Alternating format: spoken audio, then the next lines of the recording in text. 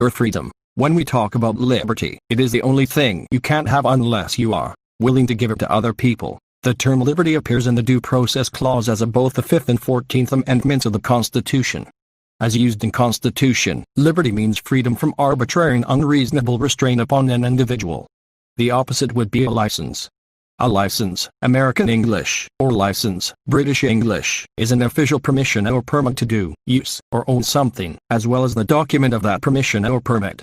A license can be granted by a party to another party as an element of an agreement between those parties. The strong will always devour the weak. It seems the powerful are always out to destroy the powerless.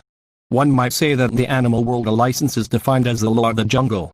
If a person is to love freedom, one must recognize that others have equal rights to their freedom as well.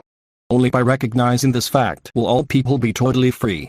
That means that everyone must restrict their liberty to harm others, or no one will truly be free to enjoy their rights to life, liberty, property, and the pursuit of happiness. God has laid down some laws about the rights of other people.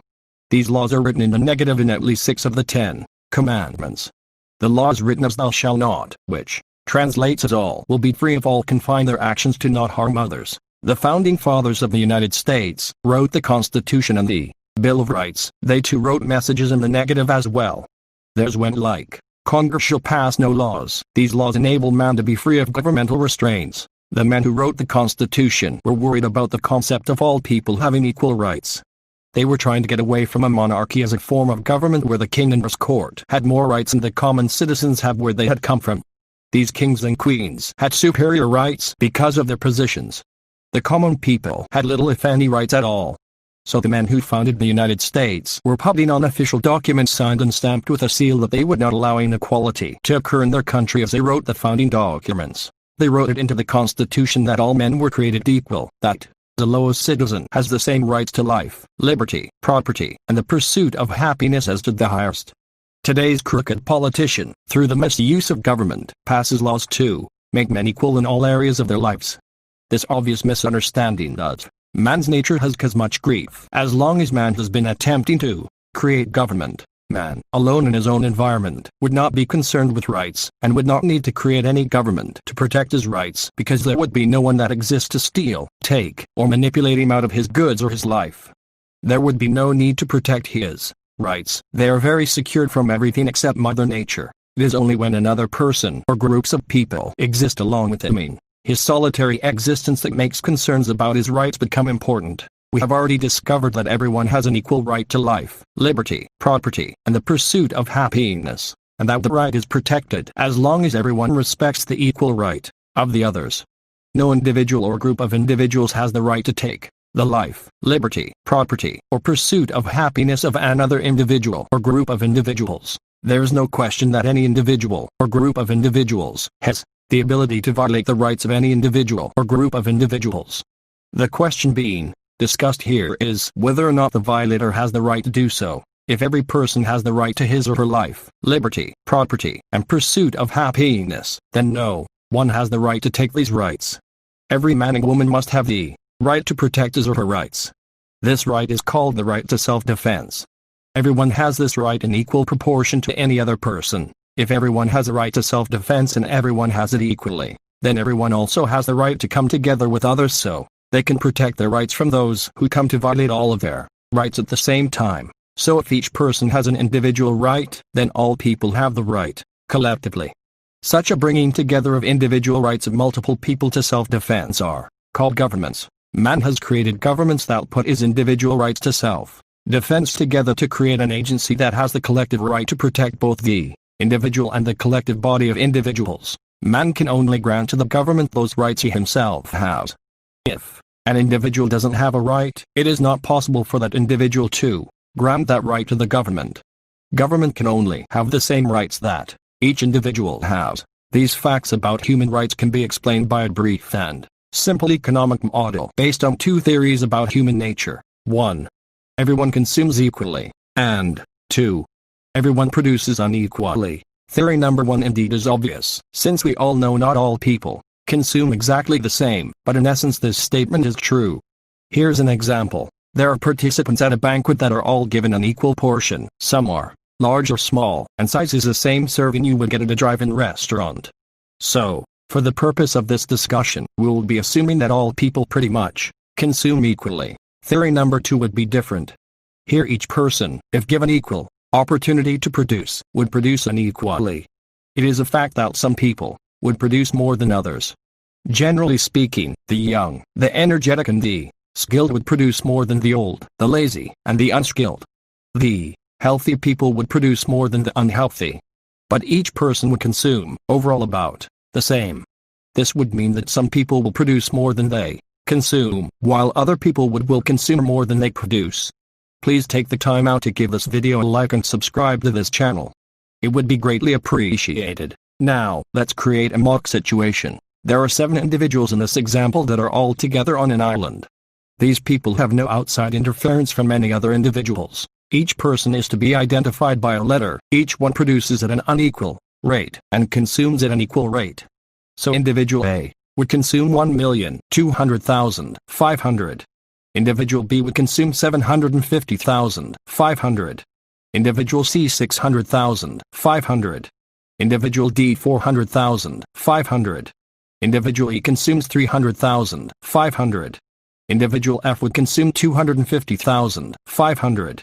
Individual G will consume 0 minus 500. That would be a total of 3,503,500. In this example, individuals A, B, and C work and produce more than they consume.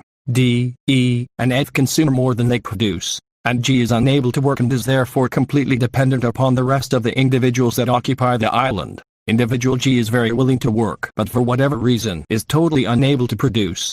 For the sake of this example, all individuals will be functioning at their utmost capacity. Nobody is slacking. Everybody is producing to the best of their ability. Also, no one is wasting anything. Everything that is produced is consumed. This would mean that some individuals produce extra. That is having excess production over consumption. This may also be defined as wealth. And then there are some individuals that will produce a deficit. We all know that is defined as a shortage of production over consumption. What's important to note is that certain individuals, in our example, D, E, F and G, are able to take care of themselves, to varying degrees, better than the rest of the individuals in this example. As a matter of fact, individual G is completely dependent upon everyone else, because if the others didn't exist, individual G would surely die. So here is the politics. Question. Would individual G have the right to prevent the others from leaving the island should they choose to do so? A similar question could be asked. Does G have the right to force the others to produce what individual G requires to stay alive?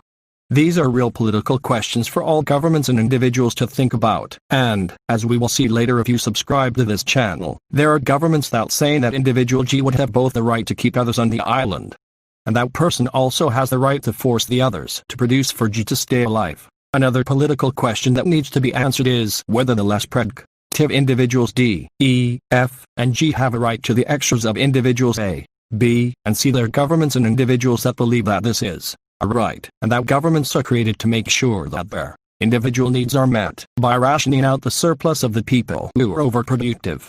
More will be spoken on these forms of government later. There are, obviously, 2 positions on the question of to whom the extras being produced belongs. The people who see it as private property rights grant them the right to keep whatever extras they produce, are obviously arguing that those see it as all the extras belong to those who don't produce them. There are only 2 methods by which the extras of individuals A, B, and C can be divided up, one being with their consent, and one being without it. Either what is produced belongs to those who produce it or doesn't. What is produced in this example would be called property. Assume that the 4 individuals, D, E, F, and G, ask A, B, and C to divide their extras up voluntarily, and they say no. Do they have a right to say no? Does that refusal grant the right for D, E, F and G to take what they want from them? Are we all born with the same rights given to us by God? If so, does the right to keep what we produce have any meaning? Property rights. The answer must surely be in the negative. Does the right to property include the right to protect it from the violent acts of those who come to take it by force? Does an individual have the right to protect his or her property against the acts of another individual or group of individuals? Does a group have the right to protect their property against the acts of another group? Realizing that the property of the productive A, B, and C cannot be taken from them by force, the only other option would be for the less productive to find another way to produce their own extras. Let's say D, E, F, and G develop a new strategy. They call a meeting to talk about the question of the extras, and all 7 individuals attend this meeting. Then their plan is acted upon. They decide on allowing the majority to decide how to divide the property. In this example, D, E, F, and G vote to divide the property equally, and A, B and C vote against it. The question is, do D, E, F and G have the right to vote away the property rights of the minority? Does it make it right because all were given an equal opportunity to express their opinion in said meeting? Does it make it right that they call their meeting a governmental body? Does it make it right that the majority says that whatever the majority decides will be what the entire population of the island will do? Does the minority have any rights? If the majority votes to take the minority's property, what is that called? Well, I'll tell you what it's called. It is called a democracy. Please click that like button. Next, let's say that the majority are able to create a government to take the surplus from the producers. So the following year the producers decide among themselves to only produce exactly what they consume, in this case 500 units apiece. And the remaining individuals produce the same as they did the year before, so the second year went like this. A produced 500,350, B produced 500,350, C produced 500,350, D produced 400,350, E produced 300,350, F produced 250,350, and G produced 0 minus 350. That is a total of 2,450 for production and 2,450 for consumption. Notice the total production has dropped from 3,500 units to 2,450 units, which is a drop of 1,050 units. Each individual share also decreased from 500 units per person to a mere 350. Now we ask this question. Does a majority have the right to force the minority to produce what they produced in last year's productivity? Even if the majority tried force, would the minority produce what the majority expected them to? Will using force make them produce more? Lastly, would the majority of the individuals have the right to keep A, B, and C working harder should they choose not to? Would they have the right to build a wall around the environment to make certain that they did not leave? There are certain socialists in today's world who have taken just that position. Iron and bamboo curtains are real-life results of the majority's realization, or at least of the realization of the ruling class claiming to act on behalf of the majority, that they need the productive talents of the minority, and because of this needed production, the majority builds walls to keep the minority inside. So how should the incentive be implemented to encourage production? Should it be the incentive as the government, fear, or the incentive as the marketplace, wealth? The main key to production is the incentive as the wealth, the right to keep what is produced, the right to private property. The right of every human being is to better his or her life by producing more than he consumes and to keep what he produces. From this example, you can see many real-life examples in the world today. One is occurring today in the Soviet Union, where the basic philosophy that motivates the government is the proposition that whatever is produced in society belongs to all in that society. However, even in Russia, there's a small percentage of that country where a person can keep what he produces. Instead, government's own figures produced by them, private plots, with 3% of the nation's own acreage accounted for 30% of gross harvest, other than grains, 40% of cattle breeding, 60% of the country's potato crops, 40% of all vegetables and milk, 68% of all meat products. Their fruit yields are double those of state orchards for equivalent areas. Its potato harvest per hectare 2/3 higher than on collected farms. Even in grain, which is a very low-end percentage in the private sector, it produces 1/3 more per 1 unit than an average socialized farm. Why is just a small percentage of cultivated land area able to produce the remainder? It's simple. Because those who produce get to keep what they produce. The producer has the right to private property. Governments are unable to take what has been produced in a free market for any reason. So when people keep what they have produced, they will always outproduce the people who have what they produce taken from them for the benefit of society or whoever for that matter. Nobody can force a person to make equal to any other entity his peak production in a free market. The Communist Party of China has discovered this to be true, according to an article in Time magazine on the Juntank Brigade. This is when China let the workers keep for themselves all that they produce that is over the government set quota. One of the party's leaders has been quoted as saying, "All the peasants feel happy. They work twice as hard as they used to because they know that if they work harder, they can make more money. The article outlined the results of China's experiment with the right to private property. Its per person annual revenue of $201 is well above the national rural average of only $91.2. But in spite of all these examples of the wisdom of the right to private property being pointed out, we still have those who wish to challenge this. One such person is Nicole Salinger, who was quoted as saying, "In France and some other countries, it is being proposed that there be a specified differential between the lowest paid worker and the highest paid executive." And American economist John Kenneth Galbraith also has a point of view to limit man's rewards for his productivity. He has been quoted as saying sooner or later there will probably be some such rule.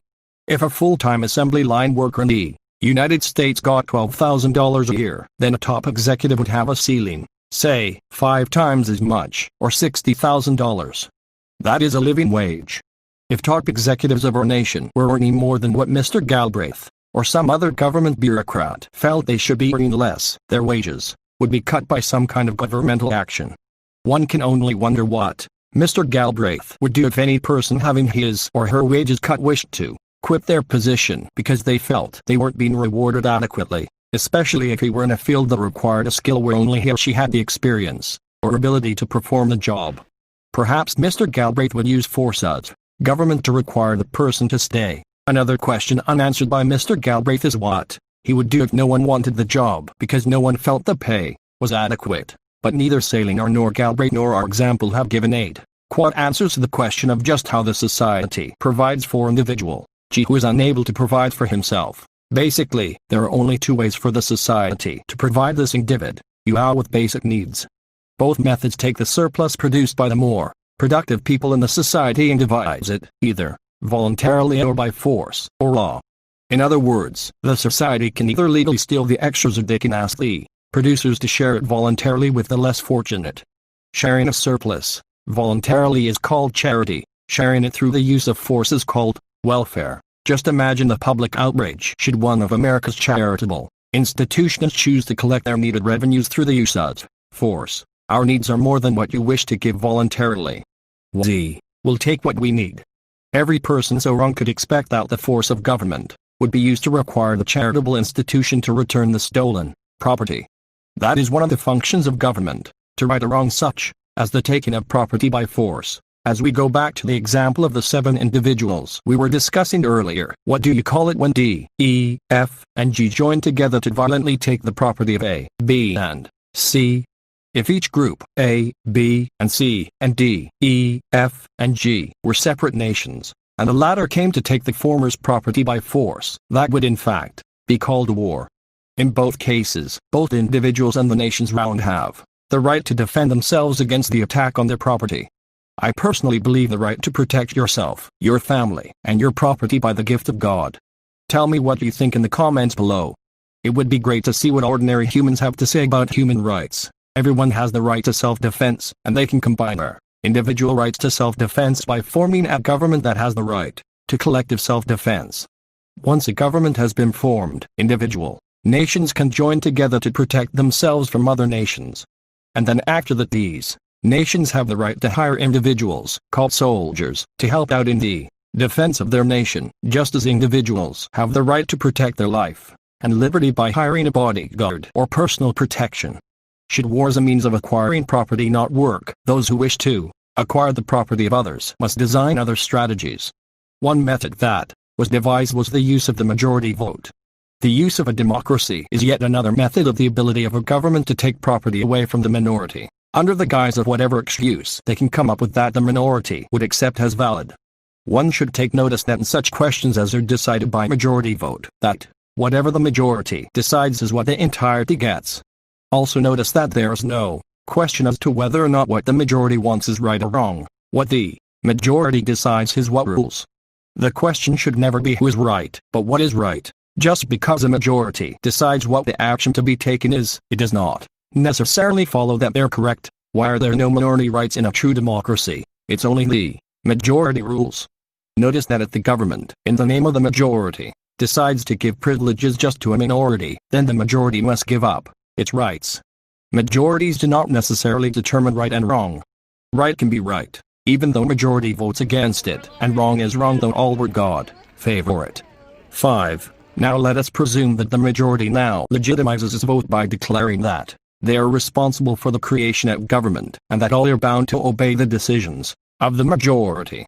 We just have to ask the inevitable question, where did the majority get this right? People can only give to government the rights that they themselves have. Does an individual have the right to take anything from another? Do two individuals have the right to take anything from another group of individuals? How about 3 individuals have the right? Does a grouping together of individuals, when acting in concert, have the right? Can a group of people get together, call themselves a government, and then give permission to that government the right that they themselves do not have, even if the group is a majority? Can a man change the commandment taken from the 10 Commandments that reads, "Thou shalt not steal," and convert it to, "Thou shalt not steal, except by majority vote"? Or how about, "Thou shalt not steal, except that portion of thy neighbor's wealth which exceeds thine own"? Taking anything of another, no matter what the motive, is called stealing, robbing or trickery, no matter whether an individual, or a group of individuals acting through an agency that they call the government, commits the crime. Another word for stealing is plunder, and when governments green-light the taking of another's property, it is called legal plunder. What happens when a government legalizes stealing? Most people have long been convinced that institutions purely democratic must, sooner or later, destroy either liberty or civilized civilization, or both. How would this happen? The adoption of democracy is crucial to having good government, to liberty, to law and order, to respect for authority, and to religion, and must produce chaos from which a new world order will arise. There will never be a revolution in order to establish a democracy. You must have a democracy in order to have a revolution. Is there any form of government available that protects minority rights or majority rights if democracies are not able to do so? Those who created the United States believed that there were indeed ways to accomplish this vital protection. They wrote in the Declaration of Independence, "We hold these truths to be self-evident, that all men are created equal, that they are endowed by their Creator with certain inalienable rights, that among these are life, liberty and the pursuit of happiness, that to secure these rights, governments are instituted among men." There are, indeed, some self-evident truths in that paragraph, and our founding fathers were quite aware of them. One of these was that men were created equal, but were not equal. This means that men have equal access to their rights to life, liberty, and property, no matter what their social status, their color, their nationality, their sex, or their religion. It did not mean that all men were created equal in ability or personal merit, or that property should be divided equally amongst them. This position was extremely important, as the founding fathers had come from where a king ruled as a form of government where certain individuals, just because of their position or social status, had superior rights compared to those born of common stock. It is clear that the founding fathers were trying to limit this concept of the European nobility. Another self-evident truth in that paragraph was the recognition that man's rights were inalienable, which meant that other men, or other governments, could not tamper with them. The founding fathers attempted to define what so-called human rights were: the right to life, liberty and the pursuit of happiness. They recognized that these were not the only rights of man, but that these were also the rights of all human beings. Man creates governments to protect these inalienable rights. James Madison said that, "Government is instituted to protect property of every sort." This being the end of government, that alone is a just government which impartially secures to every man, whatever is his own. That is not a just government where property is violated by, seizures is violated by, seizures of one class of citizens for the service of the rest. Two other examples of the concern about the rights of human beings can be found in the Virginia Bill of Rights, adopted June 12, 1776, and the Alabama Constitution. Article I of the Virginia Bill of Rights states that all men are by nature equally free and independent, and have certain inherent rights, of which, when they enter into a state of society, they cannot, by any compact, deprive or divest their posterity. Namely, the enjoyment of life and liberty, with the means of acquiring and possessing property, and pursuing and obtaining happiness and safety. Article 1 of the Alabama Constitution reads, in part, that the sole object and only legitimate end of government is to protect the citizen in the enjoyment of life, liberty and property, and when the government assumes other functions it is usurpation and oppression. Since government is the accumulation of individual rights to use force in the protection of individuals or a collection of individuals' rights to life, liberty and property, great care should always be exercised whenever a person or a people are granting power to any government at all times. The thing we will always wonder about is just how much power can be granted to government before it, in itself, becomes an enemy of human rights. George Washington spoke up about this problem when he stated, "Government is not reason, it is not eloquence. It is force, and like fire, it is a dangerous servant and a fearful master." President Washington compared the power of government to the power of fire, saying that both were useful and necessary but that they both had the power to destroy as well. Both are dangerous. The person whose home is cold is anxious to warm his house. They will bring fire into the home but be sure to use the fireplace so that it will not destroy his home. Common sense and experience will tell him the fire can be both beneficial and dangerous at the same time. Man must learn its nature and protect himself against its consequences, but yet use it to his benefit. Same principle applies to those who create government. They must design some kind of structure to keep the government within its proper confines for exactly the same reason as the homeowner with the fire. Government also has the power to destroy not only the individual but the entire nation. America's founding fathers were attempting to contain the government's power to destroy the rights of the individual by use of the Constitution. The document was not intended to restrain the power of the people at all. It was intended to restrain the power of the government. If we take notice that government is restricted to the powers given to it in the first 3 articles of the Constitution, those articles that define the powers of the legislative, the executive, and the judicial branches of the government. The purpose was to properly confine the power of government to those articles and those alone. A similarity to the limitation of powers in the Constitution to those listed specifically can be found in the property insurance field. There are 2 basic methods of insuring real and personal property: 1. The name peril method, and 2. The all-risk method. The first covers the property for damage by certain perils listed by the policy. For example, a property is insured when damaged by a fire, a windstorm, or a vehicle, etc., because those were included in the coverages under the terms of the policy. In order for there to be coverage under the policy, the property would have to be damaged by that exactly described by the coverage part of the policy. If the property was damaged by anything else, it would not be covered, because any other damage is not a listed peril. Under the second method, the all-risk method, anything that is a loss would be covered unless the specific peril that caused the loss was excluded by the policy. To see if a certain loss is covered or not, the policyholder would have to be sure to read the exclusions. For instance, in the above example, the damage to the property caused by something other than the fire would be covered unless it was specifically excluded by the terms of the policy. Governments are quite similar to the 2 methods of insurance. Governments can either have listed powers, meaning those specifically granted by the people to the government, or governments can have all the power, unless specifically prohibited by some legal document. So this would mean that the name peril insurance would be the government of free men, and the all-risk method would be the government of slaves. Kings, dictators, and tyrants must have all the power in their hands. Free men with common sense tend to limit government to specifically listed powers. It would not be easy to limit the powers of the government in the all-risk method. Every instance where government was not intended to operate would have to be listed.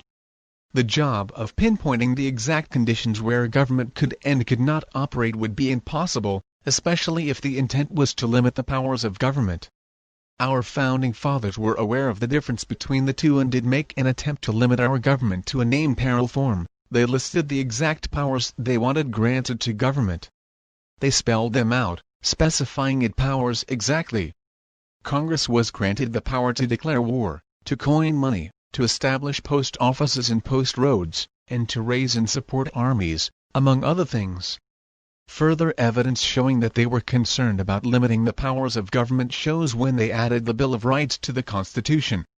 These bills were specific limitations on governmental authority. But the ultimate limitation on the power of the federal government is the 10th Amendment.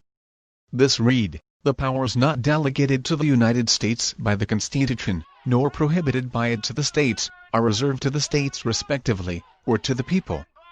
Basically, the Founding Fathers gave us a name-peril form of government. They limited the powers of government to those specifically listed in the Constitution. One supporter of this limited power position that stood up in the House of Representatives way back in 1814 when he addressed the nation. He said, "The government of the United States is a government of limited powers. You take by grant. Your powers are special and delegated that must be construed strictly. All powers not delegated are reserved to the states or the people. Your authority is defined. You take nothing by inference or application, except what may be necessary and proper for carrying into execution the powers expressly granted." But sadly there are those who believe that their power in the halls of Congress is close to unlimited. Most look at the so-called General Welfare Clause of the Constitution as the source of their supposed authority to legislate in all areas. This clause is contained in Article I, Section 8 and reads, "The Congress shall have power to lay and collect taxes, duties, imposts, and excises, to pay the debts and provide for the common defense and general welfare of the United States." Emphasis added. James Madison, three authors of the Federalist Papers, which were written to try and explain the new form of government to the American people, wrote this about the General Welfare Clause: "The powers delegated by the proposed Constitution to the federal government are few and defined. Those which are to remain in the state governments are numerous and indefinite." Federalist Paper No. 45, and in Federalist Paper No. 41, Madison made an attempt to reply to a supporter of the broad interpretation of the General Welfare Clause who wrote, "The power to provide for the general welfare amounts to an unlimited commission to exercise every power which may be alleged to be necessary for the general welfare." Madison wrote, "Those who felt the General Welfare Clause granted an enormous power to Congress were in error, and that the supporters' idea was an absurdity." Yet this continues to be heard around the nation. Hugh Williamson of North Carolina, a member of the Constitutional Convention, took an opinion on the General Welfare Clause, when he wrote the following in 1781, "If Congress can apply money indefinitely to the general welfare and are the sole and supreme judges of the general welfare, they may take the care of religion into their hands. They may establish teachers in every state, county and parish, and pay them out of the public treasury. They may take into their hands the education of children, establishing in like manner schools throughout the Union. They may undertake the regulation of all roads other than post roads." In other words, everything from the highest object of state legislation down to the most minute objects of police, would be thrown under the power of Congress. For every object I have mentioned would admit the application of money, and might be called, if Congress pleased, provisions for the general welfare. Mr. Williamson was indeed a prophet before his time. So America's Founding Fathers had concerns about the amount of power that should reside in the hands of the federal government. And please give this video a like if you are getting any value out of it. Write in the comments, "Yes, I see value." Is you getting anything out of this? I thank you very much. So yeah, our Founding Fathers attempted to limit that power by constructing our Constitution in such a way that government had specific, clearly defined, and strictly limited powers. Frederick Bastiat, a famous French economist, statesman, and author, wrote during the years of the Second French Revolution of 1848. The way he saw it was the taking of one man's property for the use of another was an improper act, one that he called a plunder. When government did the same, they had the power to make it legal, and Bastiat called this a form of stealing. A legal plunder. Government back in his day had taken their power to do what the individuals of this nation couldn't do, legally take property from one to give to another. He wrote the following in his classic book The Law, but how is this legal plunder to be identified? Quite simply, see if the law takes from some persons what belongs to them, and gives it to persons to whom it does not belong. See if the law benefits one citizen at the expense of another by doing what the citizen himself cannot do without committing a crime. Then abolish the law without delay. If such a law, which is an isolated case, is not abolished immediately, it will spread, multiply and develop into a system. Bastiat said that legal plunder could show itself in two forms: 1. The taking of property by government from the individual it belongs to and the giving of it to someone it does not belong to. And 2. The granting of a privilege to one group at the expense of another. Bastiat also went on to predict what would happen under this kind of system of government: as long as it is admitted that the law may be diverted from its true purpose, that it may violate property instead of protecting it, then everyone will want to participate in making the law, either to protect himself against plunder or to use it for plunder. A truism about legal plunder can be stated thus: government cannot give anything it first doesn't take from someone else. So then that means government cannot be the great giver, because it has nothing to give. Governments can only take if they have nothing to give. But for those who demand that government should provide the people with their food, their housing, their education, their clothing, their medical care, their livelihood, and their recreation, then they are already blinded. There are two classes of citizens in a prison: the class who provide the services and the class who receive them. The class who receive the services are not free to provide these services for themselves. The class who provide the services are free to come and go as they choose. We may look at to whom the services are provided for to be called prisoners. And to those who provide the services can be called wardens. John Stuart Mill, who was the most influential English-language philosopher of the 19th century. He was a naturalist, a utilitarian, and a liberal, whose work explores the consequences of a thoroughgoing empiricist outlook, addressed this question when he wrote that the only purpose for which power can be rightly exercised over any member of a civilized community, against his will, is to prevent harm to others. His own good, either physical or moral, is not a sufficient warrant. He cannot rightly be compelled to do or forbear because it will make him happier, because, in the opinion of others, to do so would be wise, or even right. These are good reasons for remonstrating with him, or entreating him, but not for compelling him, or visiting him with any evil in case he does otherwise. To justify that, the conduct from which it is desired to deter him must be calculated to produce evil to someone else. So that would mean government does not exist to protect man from himself. It does not exist to redistribute any wealth from one group of individuals to another. It does not exist to grant privileges to one group over another. And it does not exist to operate in every situation envisioned by the mind of man. Government simply exists to protect the individual rights to life, liberty, property, and the pursuit of happiness. That is its only function. Andrew Jackson summarized these sentiments quite well when he wrote the following: "There are no necessary evils in government. Its evils exist only in its abuses. If it would confine itself to equal protection, and, as heaven does its rains, shower its favors alike on the high and the low, the rich and the poor, it would be an unqualified blessing.